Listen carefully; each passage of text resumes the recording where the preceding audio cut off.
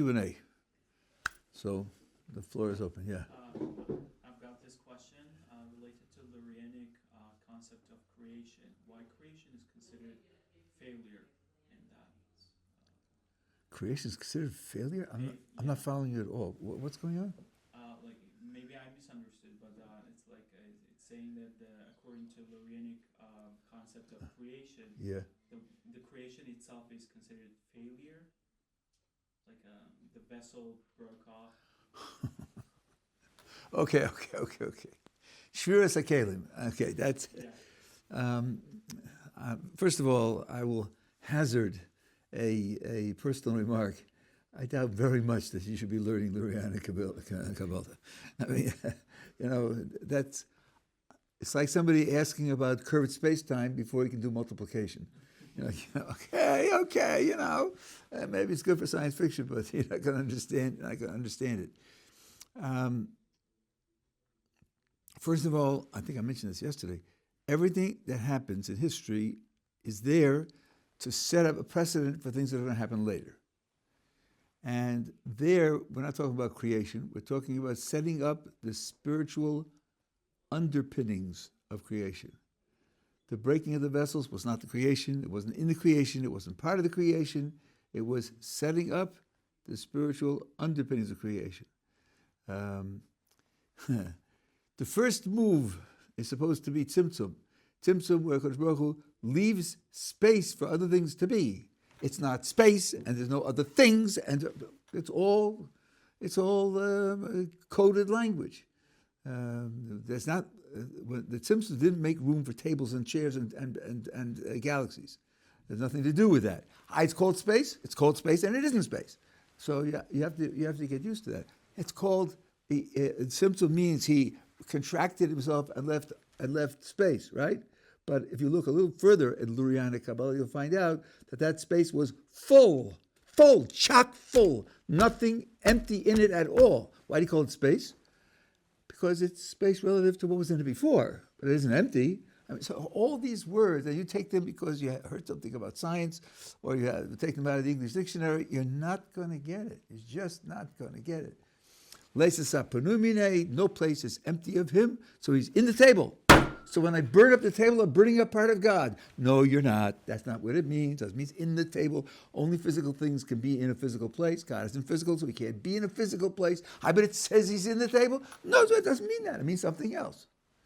The language is very, very consistently misleading. But the idea here is this, that the development of the spiritual underpinnings, which is portrayed in temporal terms, this and then this and this and then this, but doesn't mean time either. It's just talking about dependencies, what's dependent upon what. But the idea is this, you set up a framework in which various possibilities are portrayed, so they're available for later events. So the shvira and then the recovery from the shvira means that, it's like I forget where I saw this, but history is like a U, okay? Kodesh Baruch Hu sets up the underpinnings and goes all the way down to the bottom of the U, and then continues the preparation going halfway up, and then that's where the creation takes place.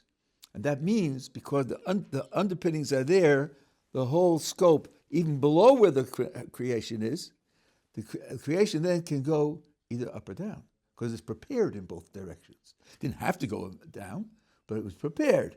That's what the Shviras HaKelim and the recovery is for, so that there'll be an underpinning for a destructive act within which in fact took place when they ate from the tree and the whole world went down. But that's roughly what's going on over there. But you have to, I find there's a bit of a prejudice. We all know that the Tanakh, the 1,000 pages of the Hebrew Bible, is filled with expressions which, if taken literally, are dead wrong. There are many physical descriptions of God. So we say, yeah, but see, it doesn't really mean that. It means something else, and it's the only way it was talking, and you have to, know that it's alluding to some other idea. Okay, right, that's true. 2/3 of which, according to most, was dictated by God, and the other third was inspired by God. And it's full of literally false statements. if you take them simplistically. Well, it's not only the Hebrew Bible that has that quality, and the Kabbalah also has that quality. That there are things that are talked about which, if you take them literally, are just going to be wrong, because they don't really mean that. And the Kabbalistic terminology has that all the way through. So, Ramchal talks about this. Relationships between spheros, which are given in physical terms, and he says there's nothing physical about them. But in the physical world, it's acted out this way. For them is a spiritual thing. So it's complicated. Yeah. Is it better to work on one Midos at a time, or to work on many? This is a very interesting question. We're talking about working on your character, better to work on one at a time. So I'll tell you something very interesting.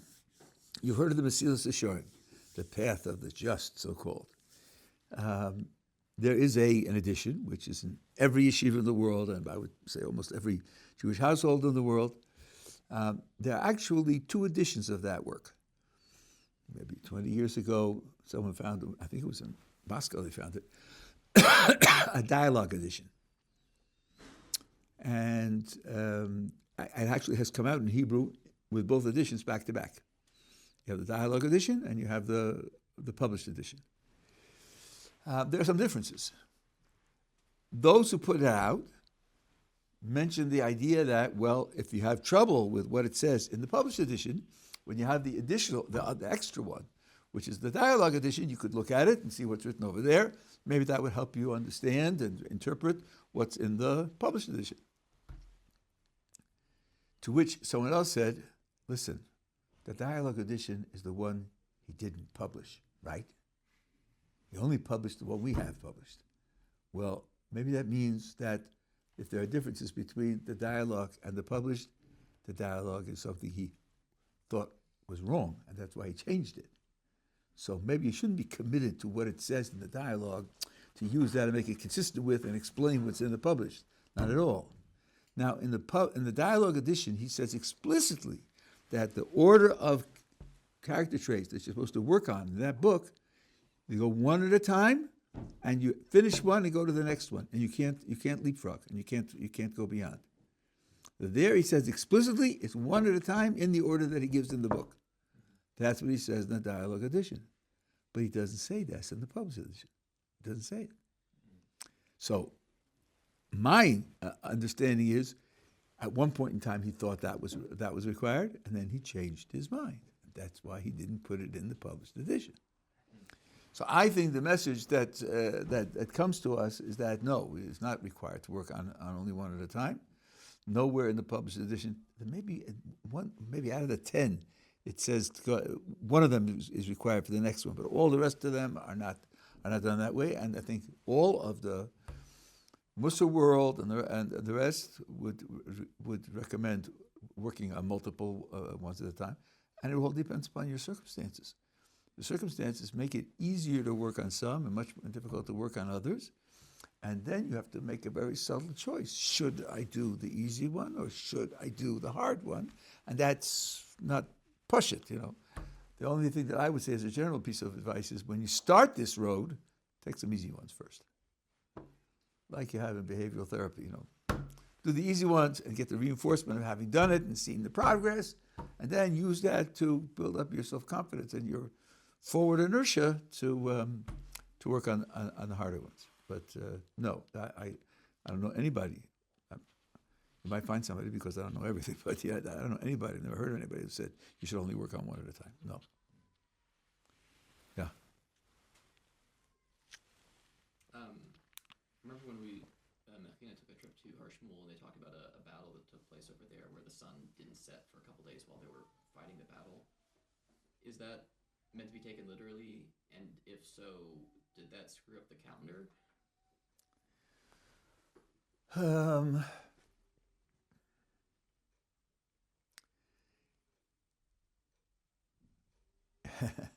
Depends upon how you calculate the calendar. If you calculate the calendar by rotations of the Earth on its axis, would make a day that won't have any effect on the calendar at all. Right? If you do it, if you set in the calendar by minutes, then it could have a problem. But our calendar doesn't work by other timepieces other than the motions of the heavenly bodies. So I don't think that it would have any effect on the calendar.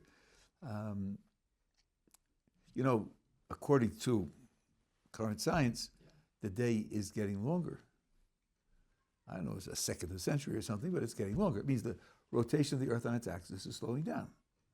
That doesn't mean that sunrise is really not the beginning of the day or so on and so on. It just means the day is getting longer. The day is longer. So the day is the unit still of the whole rotation of the Earth on its axis. There is something about some of the time being recovered. I think it's the time of Yeshivat that the sun went backwards and gave more time. I don't know that part carefully. And there are very, very detailed, sophisticated accounts of the calendar, which are published, which are available with all the mathematics in it, all the astronomy. Because I guess if they all stop, then you just don't count that time. But I would think at least with like physics, that if the Earth just stopped spinning, you'd all fly off in the same direction because you keep moving. If it's under Hashem's control, I'm sure he could be like, oh, don't do that. But I mean, like that's ridiculous, right? I mean, it's not just that it stopped spinning. All the other consequences were taken into account and manipulated so that should be taken care of. And okay, it's not clear exactly but we don't have to worry about the consequences. We're talking about a miraculous event, so it doesn't need more than that. No, there were extra hours. And by the way, someone did a study. There are records of this all over the earth, and in the Americas, where they had the record, it was an extra long night, not an extra long day, because it was dark. It was dark there when it was going on. So this is not something which is completely impossible to envision. Yeah. Which person does Hashem prefer? A person who has good Midos but doesn't study on a high level, or the opposite?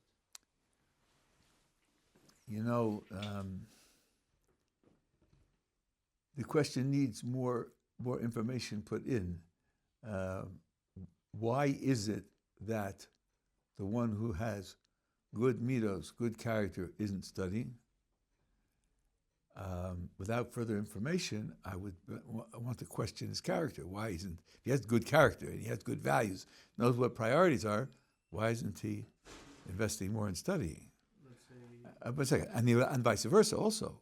What kind of studying is this person doing that he doesn't improve his character? I mean, the purpose of studying is to do. To study without doing is an abomination. Better off he shouldn't study. I know halavai osir yozavu Torah shishomaru. Okay, but in general, it's a perversion to study. There are professors of Talmud who aren't religious, and they spend their whole lives studying the Talmud and writing what they write is shtuyot, but okay, about the Talmud, and they will get no credit for that at all, none whatsoever. So you have to make a fuller picture in order to ask the question. And I think when we work on the fuller picture, the question will more or less answer itself. But let's try. So how do you want to fill it in to make it a more realistic question? The question stems from, you see a lot of people studying in yeshivas, and they're studying on a really high level. They're reading a lot of great things in Torah, and they don't necessarily have the best Midos sometimes. Not all of them, but sometimes you see. Okay. Now let's work on that. There are people studying yeshivas and they don't have the best Midos. First of all, do you observe them when they're 50? No. No, you don't. So you don't see them when they're 50. You don't know whether the study that they did when they're 20s and 30s then was the foundation for improving their character when they're 50. You don't know that. You don't know that's not true. So you don't know that they're not really doing that, number one. Number two, we have sources that improving your character is very difficult. I think it was the Gaon of Vilna who said to correct and perfect one character trait is more difficult than learning the whole of the Talmud. So, in learning terms, that's a pretty high bar. And it's something you invest in over a long period of time. Okay, I'm not going to get angry anymore. Try that. Right? Or I'm not going to sleep that extra hour. I'm just not going to do it. It requires a lot of work, and it's gradual. And you don't know this guy who you saw in yeshiva, you don't know what he was like at 17. And he may, in fact, be improving his character. Because the idea is not that you should be a tzaddik, it's that you should be better than you were before and be on a road of progress where next year will be better, even better. Where you start off is not in your hands, because Baruch Hu starts you off on whatever level that he wants you to start off on. There's a Gemara in Tanis where one of the Talmudic sages was in the marketplace, and someone came over, he observed someone, and he saw this person was very ugly, not only in visage, but also in his character. And he said, look how ugly this person is. And the person heard him and came over and said, you say I'm ugly? Go to the craftsman that made me. Well, of course, because Baruch Hu made him, right? And the commentators told us that the person whom he was looking at was Elijah the prophet. And he was sent to provoke this reaction and to get this response, because he had a poor attitude. So the Pri Tzaddik, great Hasidic philosopher and commentator, explains as follows. This is what Elijah the prophet said to that scholar. He said, listen, you get out of bed in the morning, you come from a family of great people, and you learned in great yeshivas, and you have a whole camaraderie with people who are on a very high level. When you leave the house in the morning, your goal for the day is to have a perfect day. That's good. I come from modest beginnings, and my parents were only average people, and I didn't have such a superb education. When I leave the house in the morning, my goal is to be decent. Decent, not perfect, decent. Who says your struggle to achieve your goal is more precious to the Creator than my struggle to achieve my goal? Who says? Because Baruch Hu puts us in the world. He puts us into a niche because he has a certain kind of service that he wants done in that niche. No one chooses the niche he's put into. And that being the case, his effort in doing the service of that niche, that's what he gets credit for. Not what his external achievement looks like on the outside. No, that's not what he gets for. In the way of God, he says 3 times, all of the merit that you have is your effort. That's it. He says it in Talmud Torah, he says it in other things as well. All of it. So you don't know. You can't tell. If you really found someone who was studying yeshiva on a high level and was indifferent to character development, that would be a real problem. And similarly, if you had someone who was really has great spiritual character and was indifferent to study of Torah, that would be a real problem. But I think those are not realistic alternatives. They're not realistic people.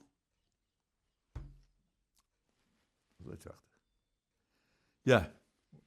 This is Q&A, guys. Yeah. I'm not sure where it says it, but I heard that Hashem initially made the world in terms of din, and it wasn't working. That was the whole dark flaga stuff. And then he remade it in chesed. No. It's wrong in all particulars. What the Medrash says is this. The Medrash says that he thought to make the world with only strict judgment, strict justice, saw that it would not stand, and therefore made it with strict justice and mercy, not chesed. Chesed and rachamim are not the same thing. He made it with mercy.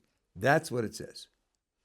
Now, having heard that that's what it says, we do have to sort of try to understand what it means. It doesn't mean that he has this, super fast computer and did a simulation. I mean, if I program the variables this way, what's going to happen? 500 years, 1,000 years, bang! Down. No, that's bad. Let's try changing the variables again. Let's try this time with strict justice and and some mercy also. Spinning out 1,000, 2,000, 3,000. Look at that go, 4,000. Yeah, okay, we'll do it that way. That's not the right picture, right? I mean, that's not the idea. So the idea is, rather, when you hear something like that, it's supposed to teach you something about priorities. Just like I said before, that when you hear about the ultimate foundations of the world, and it's spelled out in terms of time, it doesn't mean time, it means dependency. Because this depends upon that depends upon that. Not hours, days, years, minutes, that's not the issue. Even, the way I understand it, Avdesta says, there weren't 6 days of creation either. Time starts with Adam. It's to tell you that there are 6 units, 6 categories of things in the world, and they're distinguished by certain categorical barriers and so forth and so on, but not literally speaking moments of time. So here, what it means is this. If you take the idea of the world and you take the idea of what you want to accomplish by creating the world, for one goal that you have for the world would be ideal if it ran on strict justice.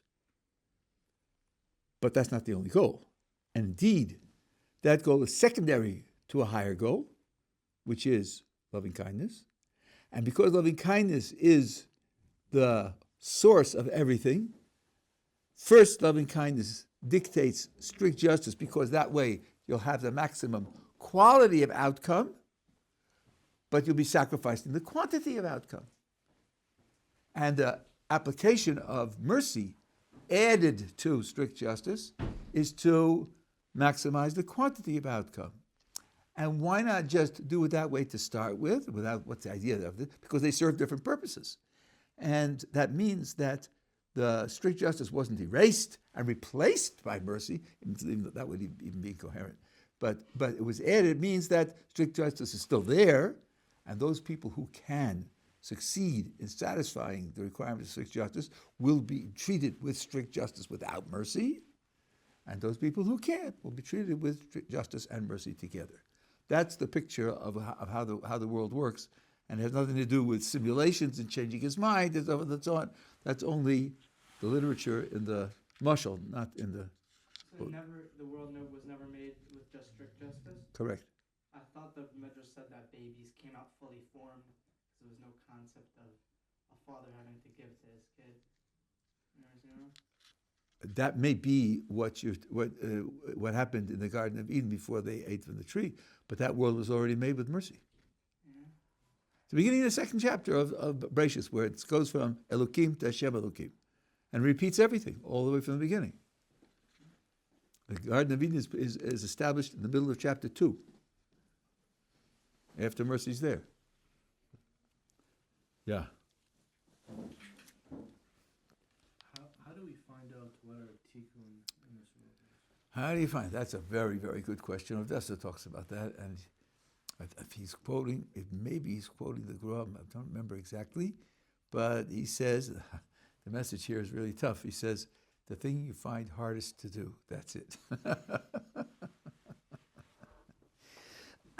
And typically, the thing that you find hardest to do will accompany you through life. Not all challenges accompany you through life. Some things become difficult. Some things are difficult because people are young, and when they get older, more mature,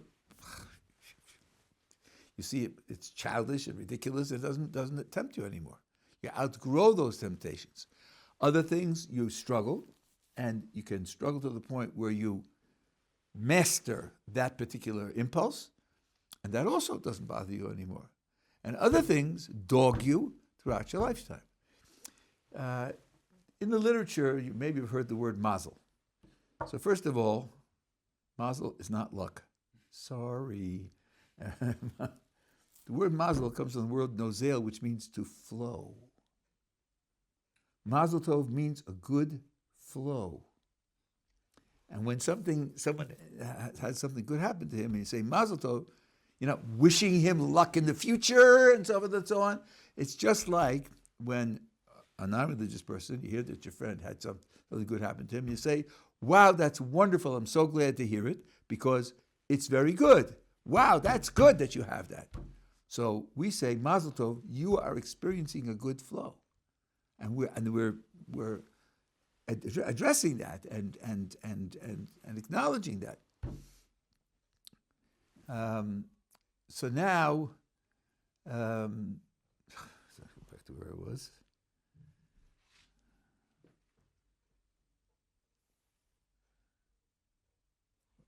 Remind me the question was? How do you find the Tikun? Oh, how do you find the Tikun? So there's something in the literature called Mazel Elyon and Mazel Tachton. Tosfos talks about this, and again, I have it from an essay of Rav Dessler. People are put into the world, and this goes back to what we said in the previous question as well. People put into the world to there was a niche, I said, and there's a certain something that has to be accomplished.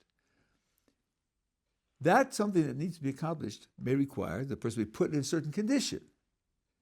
And then that means that his being in that condition is only because he was created to deal with that. So let's take health. There are people who are sick. They're born sickly, they spend their whole lives sickly. It could be that he's been put into the world to deal with sickness. Deal with sickness as a child, and deal with sickness as an adult, and deal with sickness as an older person. Right? That's what he was put into the world for. So people who are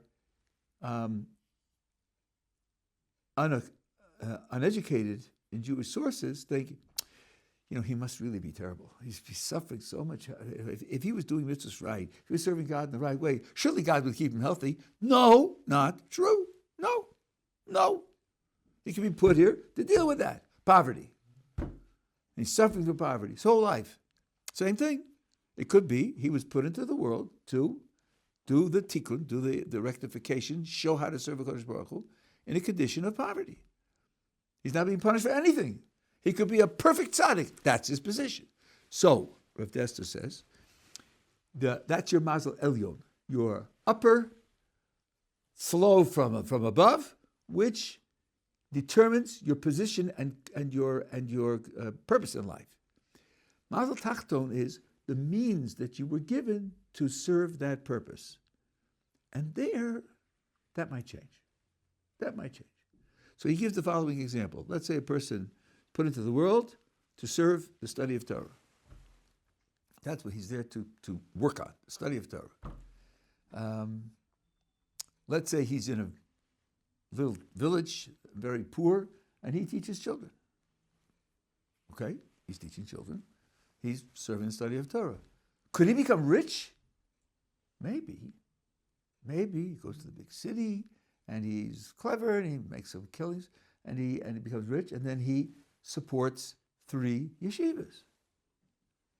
Both cases, he's supporting Talmud Torah. One case he's doing it by teaching children, the other case he's doing it by providing money for Talmud Torah. So, in both cases, he's serving the same purpose, just in 2 very different ways. So when you pray for something, it depends on what you're praying for. If you're praying to change the means you were given to serve your purpose, the prayer might be heard and the deed might be successful. If you're praying to change your purpose of being in the world, it's not going to be successful. That's not going to happen. Because that's what you're chosen, they were created for, the rectification of that particular circumstance in life. So now, the question will be, how do you know, right? And that the only piece of evidence that I know of is this piece of evidence. It's very, very difficult for you. Don't look for ways to remake your life so that this isn't going to be a problem.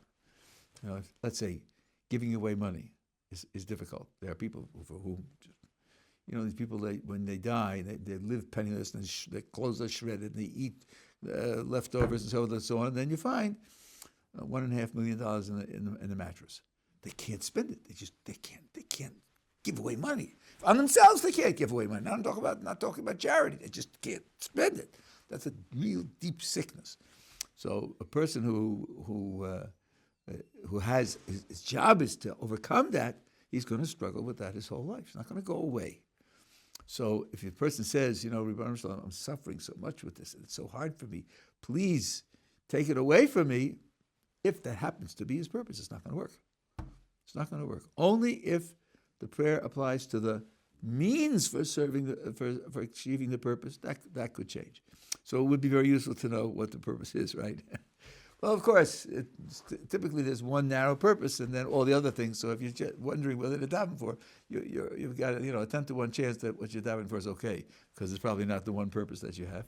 And if you're davening for 10 things and you get 9, you feel pretty good, right?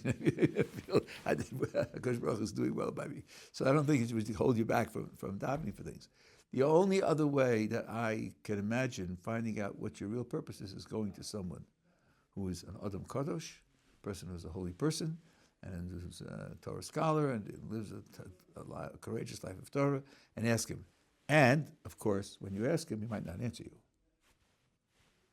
But if he does answer you, then you'd have a reason to think that would be the purpose that you have. But the difficult things, the things that pop up again and again, the things that you conquer for a while, and you think, oh, okay, I'm Baruch Hashem, I'm finished with that, and then you're not finished with that. I had a good friend who was working on he didn't tell me what the problem was. He told me about this experience. He was working very hard on the problem, and he made a big struggle, and he felt that he had solved the problem. He was so joyful. And he went to my Rabbi, the Boston Rabbi, and said to him, Rabbi, give me a mazel tov. I worked on this problem, and I solved the problem. I feel so wonderful, so thankful to Kadosh Baruch Hu that I solved the problem. The Rabbi said, it'll come back.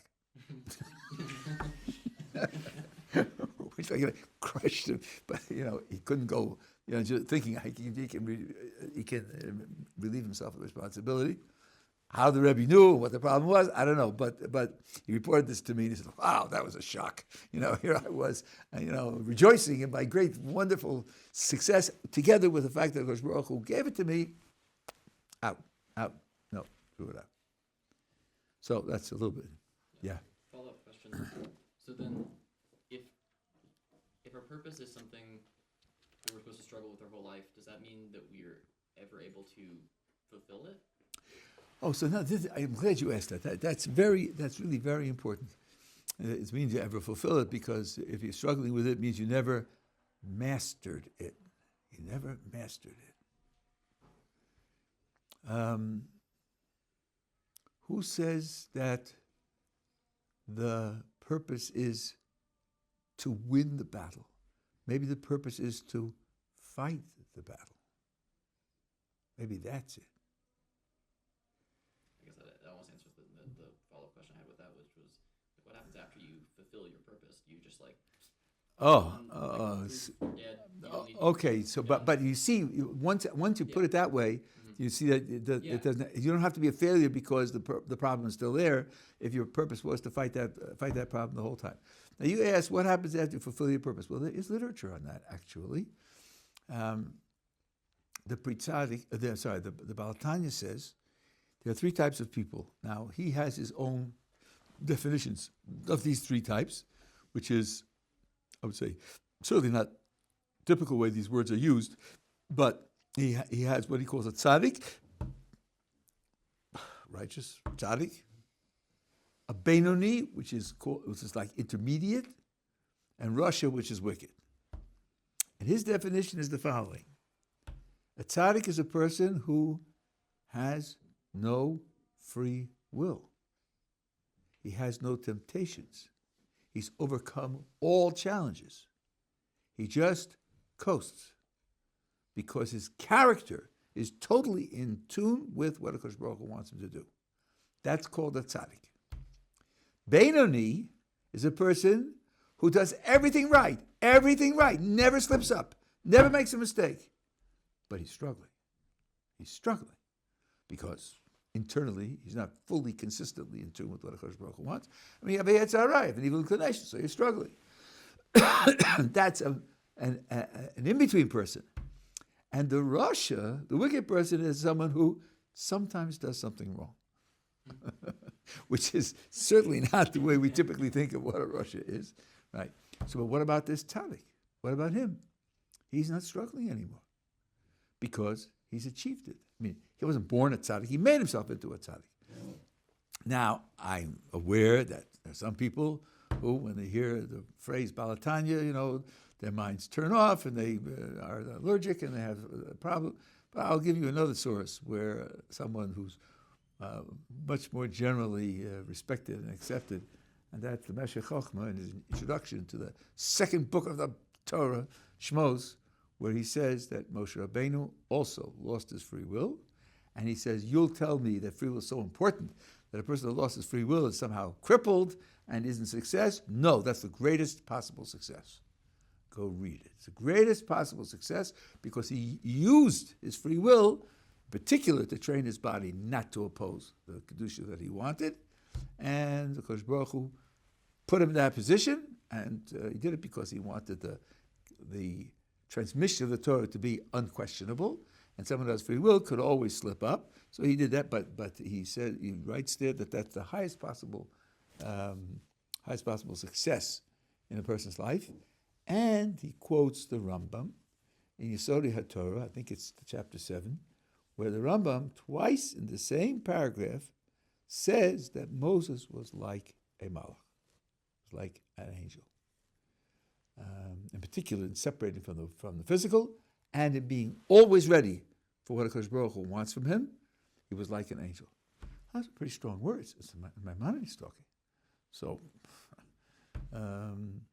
there's definitely a place for a person who's succeeded. After all, now let me go back to something I said a few days ago. After all, in the world to come, is there free will? No, there is not. So let's think what that means. The world to come is all good and everything good. That means that free will isn't essential to being human. It isn't essential. We don't cease to be human when we go to the world to come. Which means the greatness of free will, the centrality of it, its importance is as something which you once had, and when you once had it, you're able to use it to accomplish something, and that a thing that you accomplished was very important. It was a means to an end. It wasn't an end unto itself. It was a means to an end. And that being the case, what difference does it make whether you achieve the end by going to the world to come, where you achieve that certain personal perfection where you don't have free will anymore, or achieve it in this world also? It's not a loss, the fact that you don't have free will. Because the whole purpose of free will is only temporary. That, by the way, is a general attitude you can have. You want to know whether X is intrinsically important? Ask yourself whether X will be in the world to come. If it won't be, then it can't be intrinsically important. It can only be a means. Something that's good to use for a while, then put aside. Yeah. Is free will consciousness, and do animals have free will? Free will is not consciousness. I mean, you are conscious when you're not making any decisions at all. Free will is how you make decisions. You're not always making decisions. And no, animals don't have free will. And if you look carefully at the Rambam, now of course, I'm reading the Moreh Nevuchim in Hebrew. He wrote it in Arabic. But I checked with Rabbi Matlon about this. If you look, you see very carefully, he credits animals with rotzon, which means will, but he never uses the word, the Hebrew translation, he never uses the word bechira.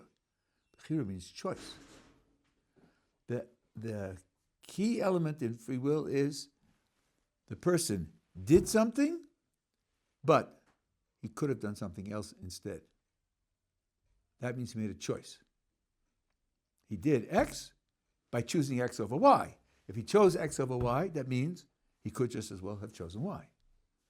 That animals don't have. So as far as we have no evidence whatsoever that animals have anything like that. So do animals really exist? Why shouldn't they exist? Only human beings exist? Yeah.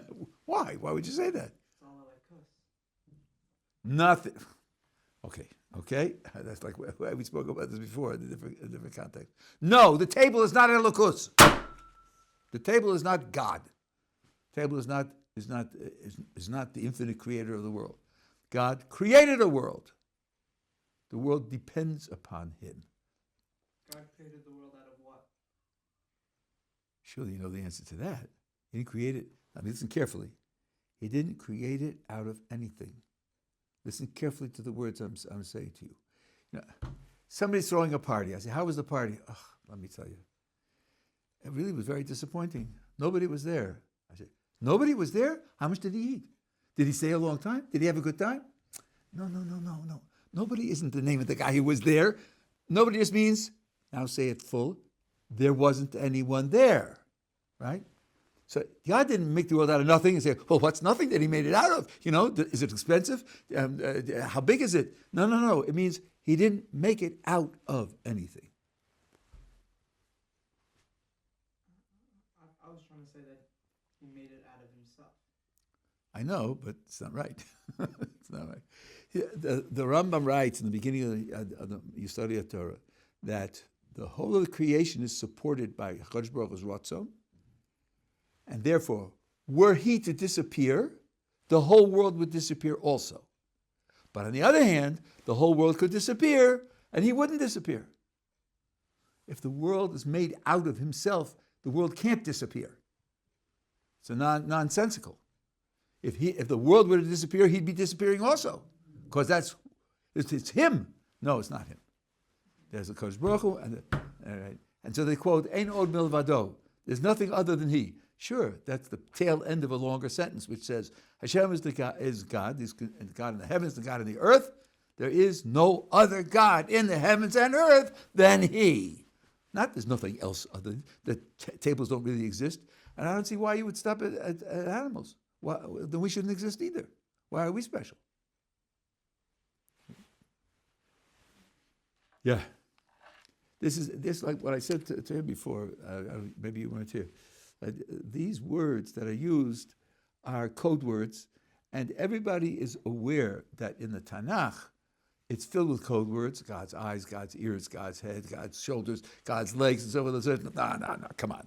We know that God isn't physical. We know it doesn't really mean that, right? It doesn't really mean that. It means something which is important to express that way. It doesn't really mean eyes, ears, and all the rest like we have, right? When it comes to the Zohar, no, it's got to be available for a 6-year-old, no thinking, no sophistication, nothing, no place empty of him, so he's right here in the table.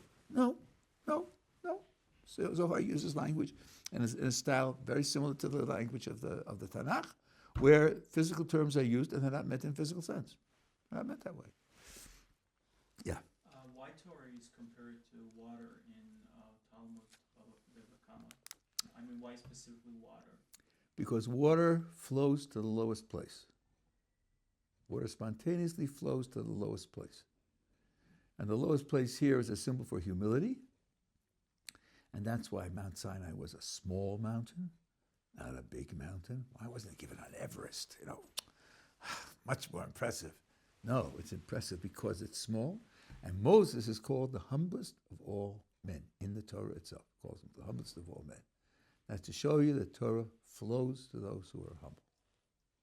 That's the typical. There are lots of other things as well, but that's the main idea.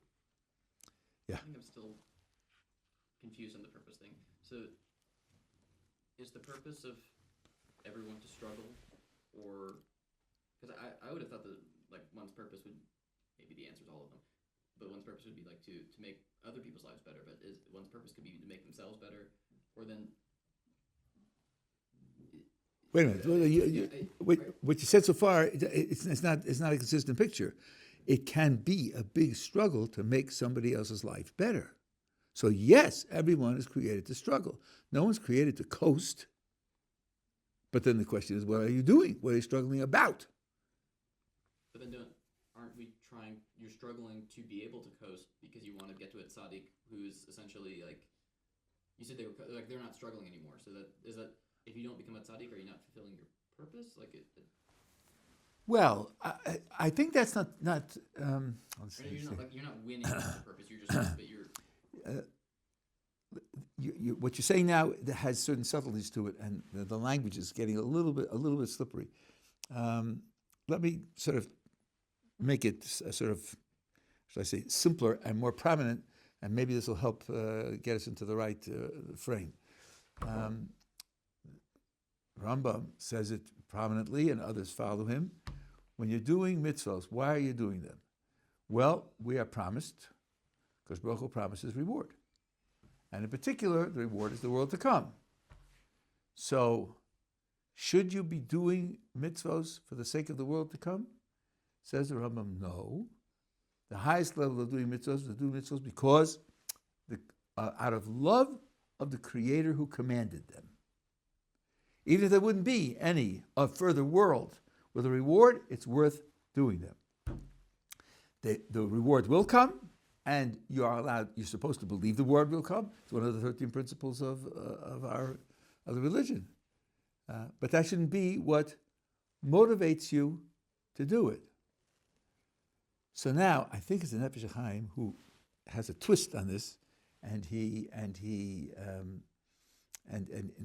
says something very subtle. So now, is it okay for me to want to be in the world to come? Well, the Rambam actually says that that's true, but then the world to come is my reward. So at least my desire is a desire for a reward for myself. Is that okay? I mean, is that the highest level of spirituality you could imagine? So again, I think the Nefesh HaChaim says like this: no.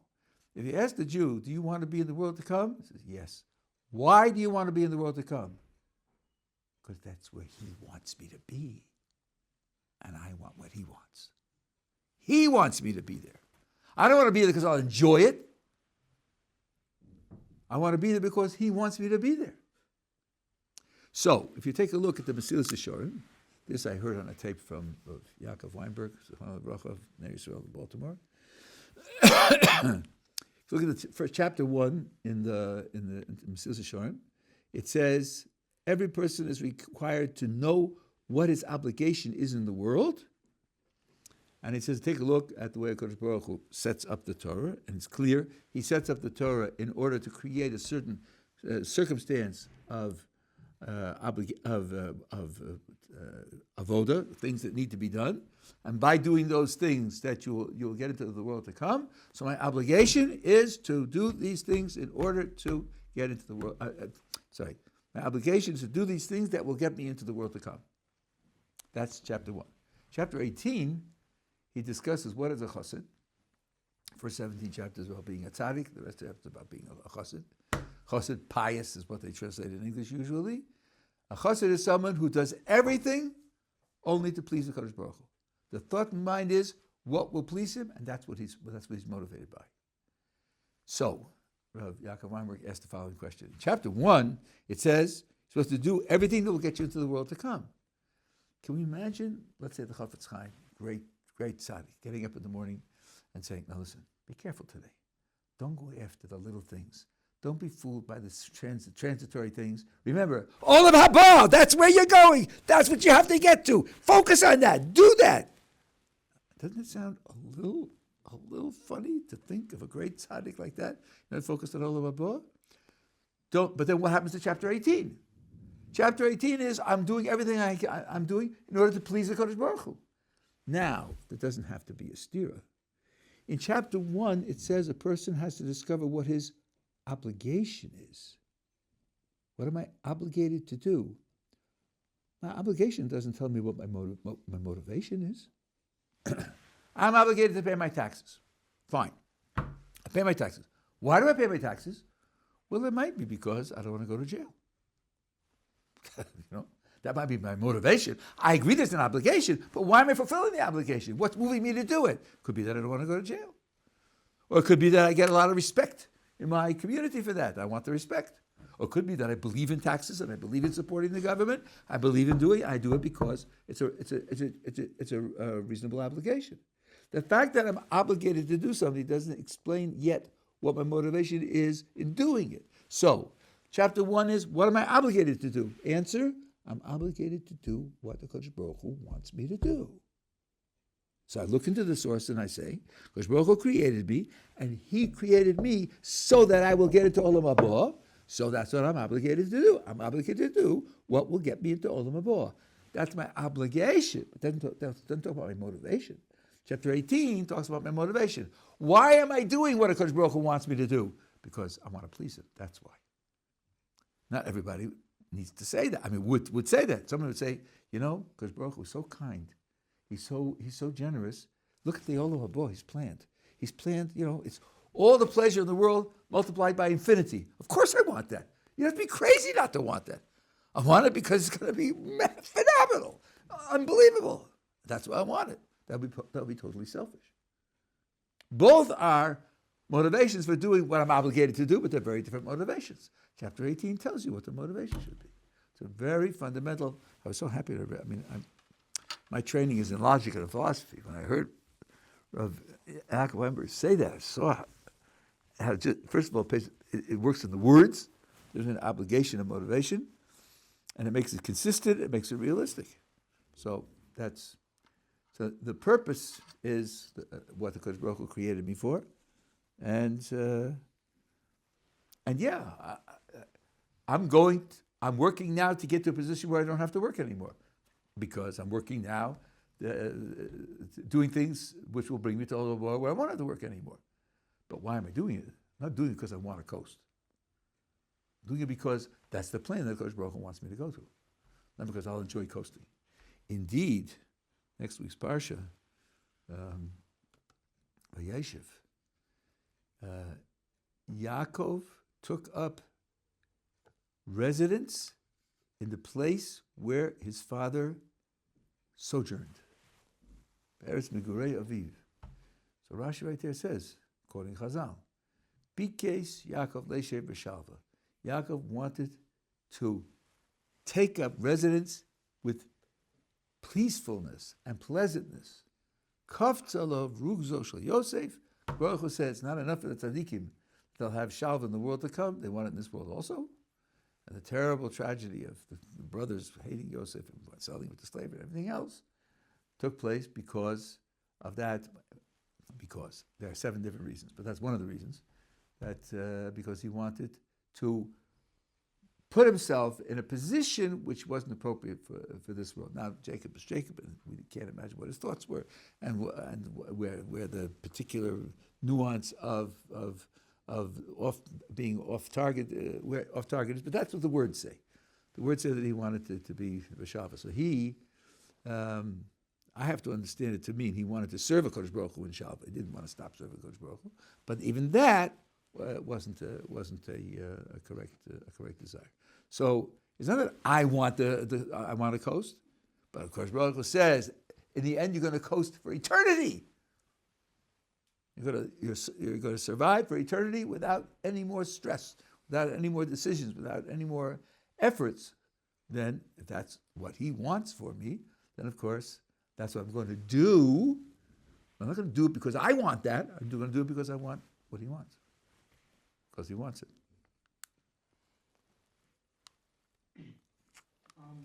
I learned that sometimes Hashem gives these surim so you can get more reward. Also, I learned some averis, in order to do a full tshuva, you may need these surim to get fully cleansed. How does pain fit with eternal reward? So first of all, you're quoting a Rashi and the Gemara and Brachos. I went to the Rambam and the Ramban both utterly reject that. They reject it with 2 hands. That the idea that you have pain just for the sake of increasing your reward. And the Taina, which I think goes back to the Ran, if not further, is Lama shelo yochal b'shtei shulchanos. Why shouldn't he eat at both tables? Why shouldn't he enjoy this world and the next world? Why do you say, no, the ticket for more pleasure in the world to come is suffering here? Why would that be? If you're a tzaddik and you deserve more reward in the world to come, why have to pay for it with pain? What kind of payment is that? So the Rambam and the Ramban both disagree with it. One of my chavrusas and I'm Carmel, came out with the idea that maybe Rashi means something extra. He didn't say it all, but you don't have to say everything when you talk. What you're saying, then that is this, that the suffering is really a test to see how you will bear the suffering. And the reward is not for just having suffered. The reward is for having borne the suffering well. That's certainly legitimate.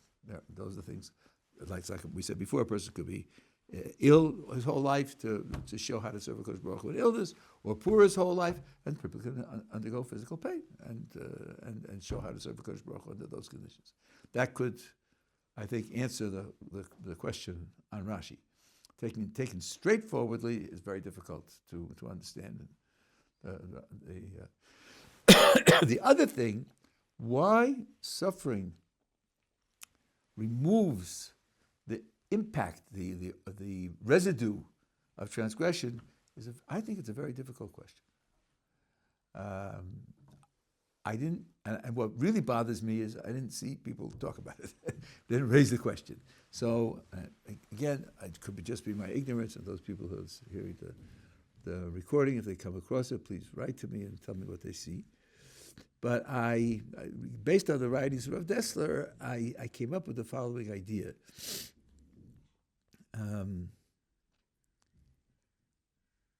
When a person does something, chooses to do something, something in him identifies with it.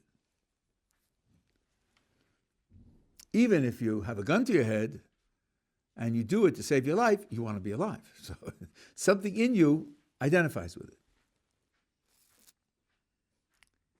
Suppose it's wrong. Well, then there's something in you that's identifying with something that's wrong. So it's not just that you do the thing that's illegal, but part of you is spoiled. Part of you is broken. It's being attracted to a thing that's wrong.